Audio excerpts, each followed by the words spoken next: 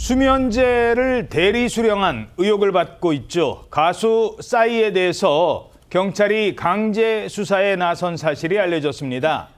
자, 싸이에 대해서 압수수색이 이루어졌다고요? 네, 그렇습니다. 경찰은 지난 4일 의료법 위반 혐의로 싸이 씨의 소속사 사무실과 차량을 압수수색한 것으로 전해지고 있습니다.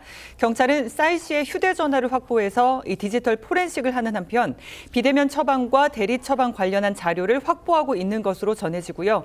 조만간 싸이 씨에 대한 소환 조사도 검토 중인 것으로 알려지고 있습니다.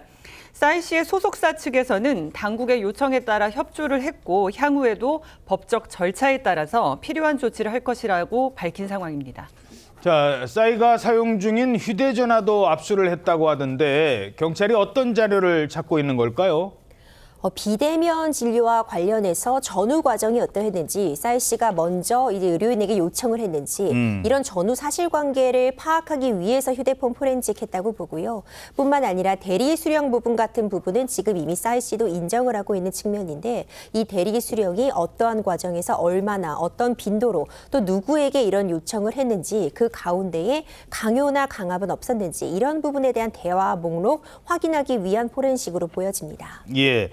이 싸이에 대한 압수수색 소식, 최근 그 박나래 씨 불법 시술 의혹과 관련해 연예인들이 병원에 가서 일반적으로 정상적인 처방받고 정상적으로 진료받는 게 아니라 뭐 이런 식으로 처방받는 것 아니냐, 이런 얘기들이 지금 퍼지고 있다는 거예요.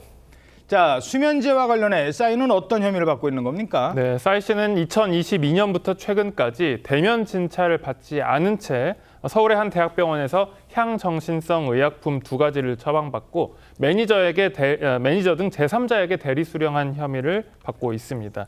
해당 약물은 수면장애와 불안장애 그리고 우울증 치료에 쓰이는 향정신성 의약품입니다. 이게 의존성과 중독성이 큰데요. 그래서 대면 진찰 그리고 직접 처방이 원칙입니다.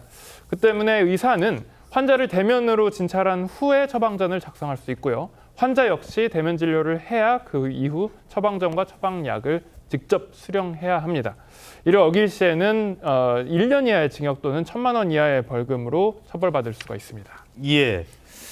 자, 싸이 측에서는 대리 수령은 맞지만 대리 처방은 아니다, 이런 주장을 내놨었죠. 예, 이 사건 관련 고발장이 지난 8월에 접수가 됐었거든요. 그래서 싸이 씨가 피의자로 입건이 됐고, 그래서 싸이 씨 측에서 공식 입장을 발표했었는데 그 내용이 전문 의약품인 수면제를 대리 수령한 점은 명백한 과오이자 불찰이자 죄송하다라고 하면서도 만성적인 수면장애 진단을 받고 의료진의 처방에 따라 수면제를 복용하고 있다. 수면제 복용은 의료진의 지도하에 정해진 용량을 처방받아 복용해 왔으며 대리 처방은 없었다라고 했습니다. 그러면서 그 과정에서 수면제를 3자가 대리 수령한 경우는 있었다라고 밝힌 바 있습니다.